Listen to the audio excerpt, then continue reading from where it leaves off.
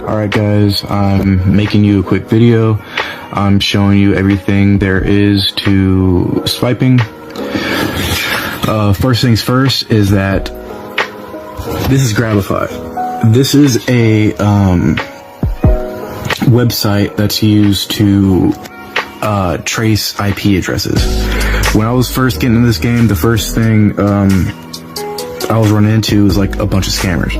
Okay, so what this does is you create a URL and you can create a link. You can make it look like an image link pretty much. And what this does is you could send it to a person that you think you're hitting up for, you know, whatever on Telegram. And if it says they're in like India or Nigeria, then 100% you're getting fucking scammed, okay? I'm not really gonna go into, you know, making a link and everything, but you pretty much just put in a valid URL like Google and you create a URL and then you can send it to whoever you want. And then, you know, you can see all their information, everything, you know, where they're at, you know, the date and time, what kind of phone they're using, everything. I'll be going over what you need exactly to get into this. Right here is the HID OmniKey. This pretty much allows you to stick the card in and modify the information on the EMV chip. This is the one you want. This is the one that I personally use. Right here, this is to write the mag strip, the MSR 605X. It comes with its own software. You can download it, but you can get the software on their website if for whatever reason you couldn't get the software mailed to you. I think it comes in like a little disc. These cards right here, these are SLE cards. SLE cards do not work with any of the software. Like it doesn't format. A lot of people fuck up by buying these cards, but with the software we have, it's only JCOP compatible. So do not buy these cards. I know they're a lot cheaper. It's like a 10-pack for 20 bucks, but these are the cards you want right here. These are unfused J2A040 JCOP cards. These are the ones you want. You can see a 10-pack is 50 bucks or a 1-pack is like 20 bucks. But if you buy that 10-pack, you will never need to buy another one of these cards ever again. With the software that I sell, you can erase and reuse this card as many times as you need. Alright. I'm just showing you guys, I have all the software right here.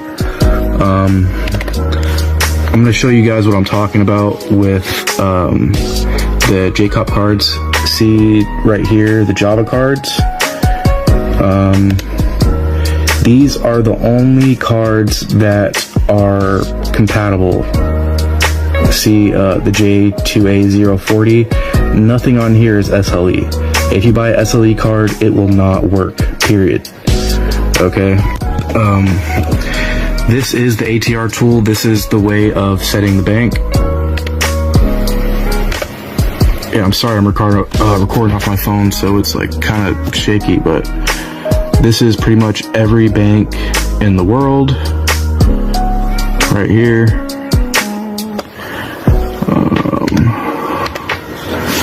Back up a little bit. Right here is the ARQC generator tool. This is the way to generate ARQC. It's pretty much like the special code that your card creates every time it's used at a terminal. This is one of the main steps, one of the most important steps.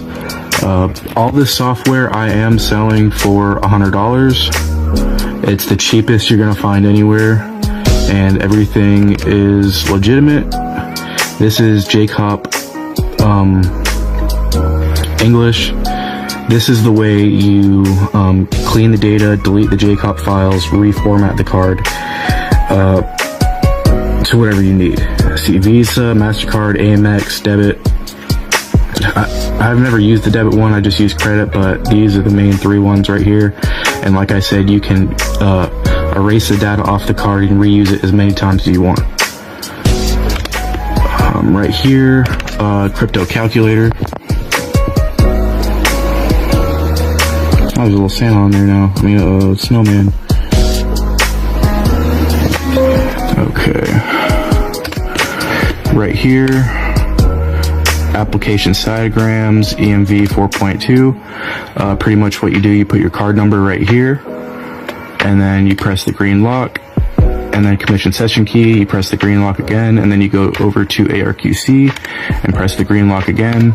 And what you have done is created an AC token, which is pretty much just your ARQC right here. You would plug that into X2. This is just another way of generating ARQC. You can use the ARQC generator, but personally I think the crypto calculator is faster and easier. With the pack that I sell, I also include IST files. A lot of people do not do that. These are mainly US IST files right here.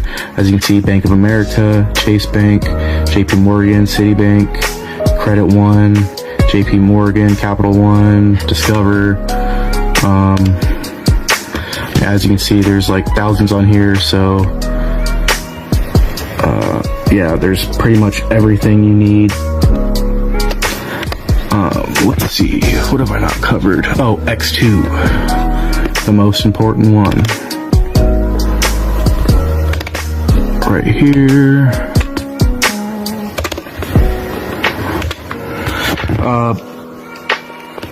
This is the X2 software. This is the one that I use and I have all my success with. There are fake softwares out there, like Mr. EMV, and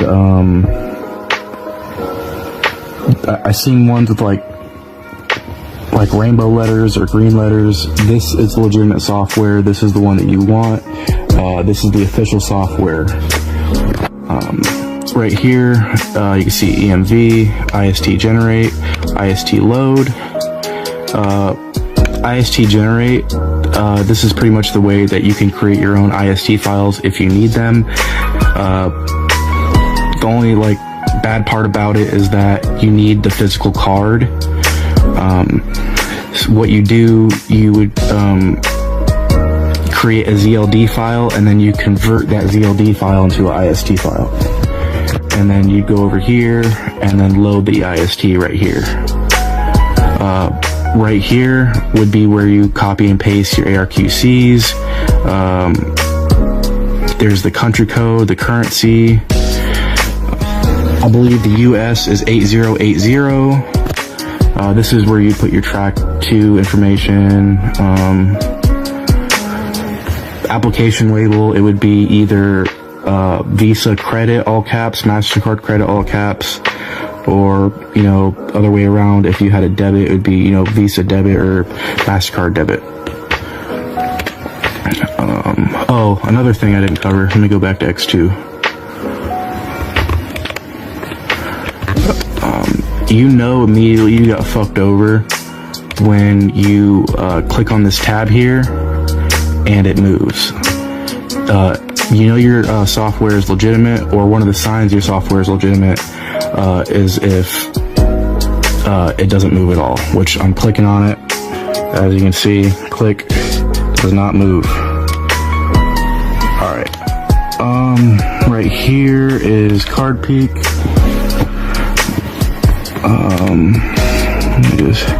This is pretty much the software that you use to make sure that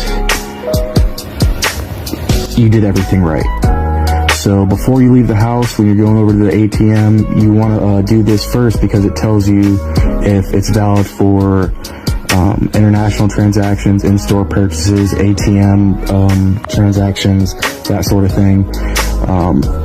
it'll tell you if there's an error on the card, and if there's an error on the card here, then you know you're going to have an error at the ATM, which you do not want. This is probably one of the most important steps to make sure that